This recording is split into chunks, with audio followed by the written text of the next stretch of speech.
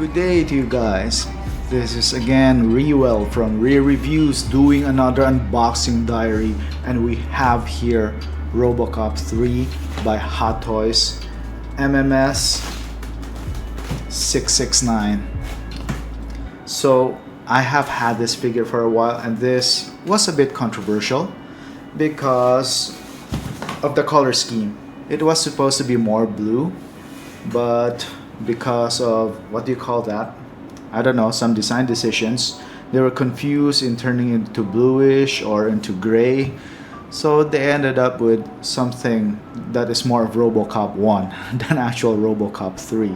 But the good news, as at least they used the original actor's likeness, Peter Weller. I hope I'm not wrong. So this is a die-cast figure, so it has the die-cast packaging, very uniform, which I like. So let's open up and take a sneak peek of what's inside. Sorry about that.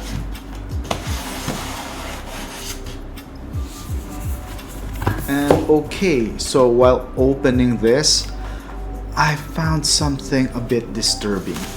So I was taking off the packaging and stuff, and when I took this out, oh my god, see this? You see, I had the original Robocop 2 pack, the one that came with a Alex Murphy human version, and this part they snapped clean because it was, well, that was the construction. But here I still haven't found out yet, but I noticed that they made this part removable, and because of that, okay, let's do this on air. Because of that, there's a possibility that, wait, I'm gonna be more careful, okay? There's a possibility that my figure did not break, okay? Right away, good job, Hot Toys. This did not break, because in my OG one, this one was all one piece. So it snapped clean. This part here, it snapped clean. So what they did in this very new 2022 figure is that they updated the design. Wait, I'm trying to get it. That this one, it's actually now connected by a ball joint here, and you can just slip this cylinder, this metal piece here, there, and then you can just connect it, preventing breakage, because this would come off before anything hopefully breaks. So kudos to that, Hot Toys. This happened during shipping, and I'm glad this figure arrived break free. Okay, I just removed everything and get back to you guys. Okay, I am back with the first tray. So the first tray, well, no, the figure itself is pretty much a deja vu of the figure that I got, the original non-die-cast one. Except, well, this is die-cast. But it feels very familiar. I mean, from the color, which I like. Look at the way it reflects light, man. I have my overhead lights on, so let's turn it off. So this is it without the overhead headlights, but god, my camera is being too efficient in adjusting with the lights now. So let's turn it on. So it looks very good reflecting the light. Of course, it doesn't look like Robocop or 2 or Robocop 3. It looks like Robocop 1 as a matter of fact. But it depends. I mean, I like it either way. I like the bluish one, and I like this very silver one. Okay, so the hands are very painted, very black. They're articulated, of course, just like that first one, the first non-die-cast one I have. So it feels very familiar along with this, except this one is the clean version. It doesn't have blood splatter on it, because that one, the OG one I had, it had blood splatter on it. I like it either way.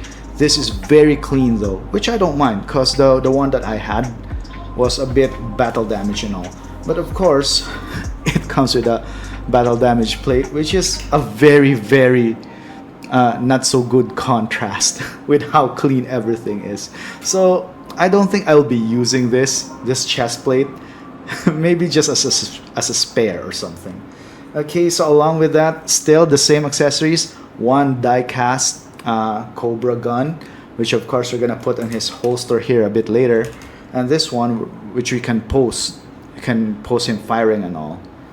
So as for the faceplates, this is also new because my original one didn't come with a mask with a face mask, because it was just an open sculpt, the open Murphy sculpt.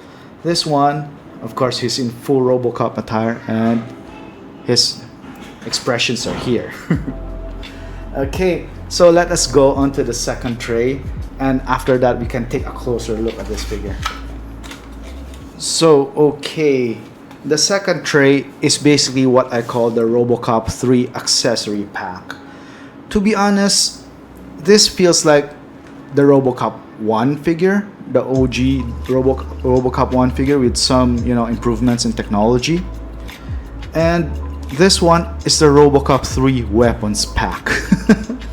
So in other words, as early as now, what I'm saying is that if you have the OG Robocop, the one that comes with the chair, it's possible that you might not need to get this figure, unless of course you desperately need the weapons pack. And yeah, so this one comes with a missile. I'd never look at the manual, I just Monkey Man figured it out by myself, and it seems like it goes like this. Okay, so it attaches. Okay, I'm gonna be honest, I haven't seen the movie for a while. It's been a long time since I've seen the movie, so I don't know which is which. I'm not sure what scene he used this or how he used it. Yes, but I did remember this in the climax of the movie, the jetpack. Yeah, so I guess it comes with this arm attachments on. Yeah, like that. So easy to and very instinctive. I never took a look at the accessory at the manual, and right away I can figure out how you snap things here.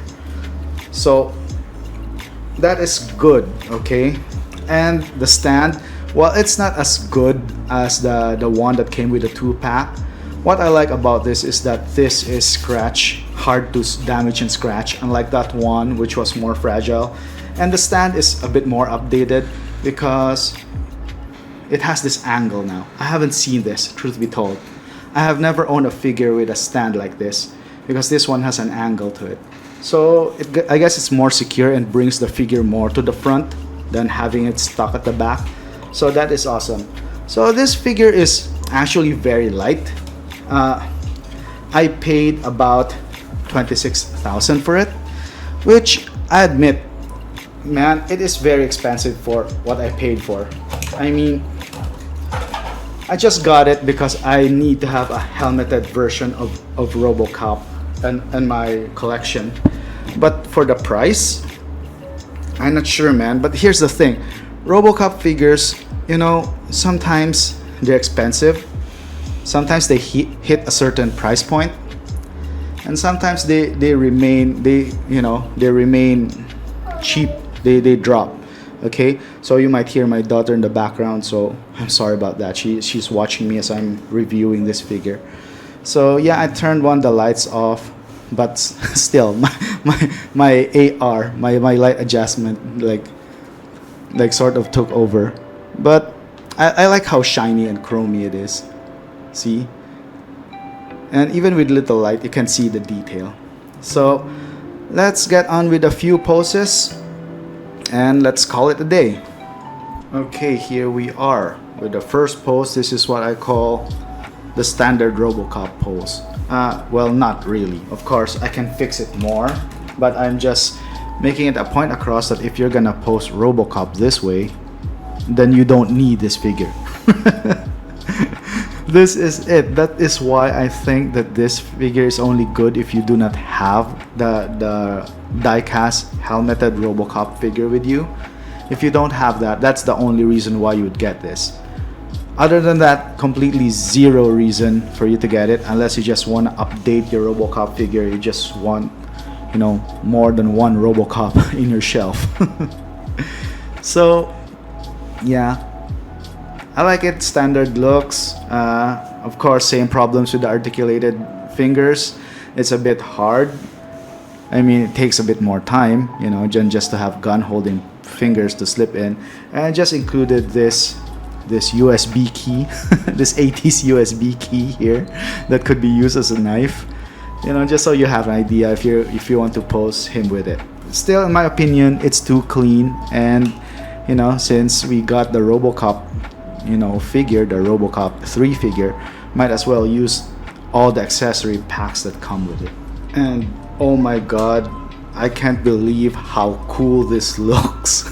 I never expected it. So I just thought of attaching everything. So I attached this, you know, arm cannon along with the jetpack and everything, the accessory pack basically. And even though it's outside canon and it doesn't make sense because he couldn't fly the jetpack in this position while carrying that heavy gun, it looks cool as hell, man. It's like an ultimate attack on a video game or something, where he's gonna fly and then spraying everyone with this while using one hand to maneuver the jetpack, right? I love how the jetpack is like very 80s in terms of design. Yeah, it is very 80s, man. And it looks so cool, very boxy, Judge Dredd, 80s cyberpunk, 80s post-apocalypse cyberpunk style. Man, I just love the design, and suddenly it's all worth it to get this, man. I love it so much. I changed the faceplate, and he just looks so much of a badass. I thought it was gonna have that Batman effect where he's gonna look clumsy and all, but holy shit, man, I love it. Look at it, man. Yeah. So yeah, I hope it's okay with you that I did not take this off, this stuff in my background. You know, like if you like stacks. Totally not getting anything from them. Yeah, so if this is okay with you, this setup, just tell me. But if it's too distracting, also tell me, so I'll take it off in the next unboxing. As for now, I'm keeping it. If there's no comments, I'm keeping this so I won't have to take them on and off. So having said that, suddenly this figure became very recommended for me just because it's outside canon. Okay, let's get that straight. And unless somebody makes Robocop's car, there's no reason for you not to pose him like this, man. The only reason for you to pose him traditionally is if you get somebody makes that Robocop car, man. Some Jazz Inc., if you are gonna do that, man, please, that would be so awesome. So having said that, I love this figure. From being just lukewarm about it and then seeing him looking like this, it's just suddenly just jumped up a couple of specs, man. Yeah, so I hope you learned something. I hope you enjoyed my unboxing diary. And yeah, have a nice day, guys.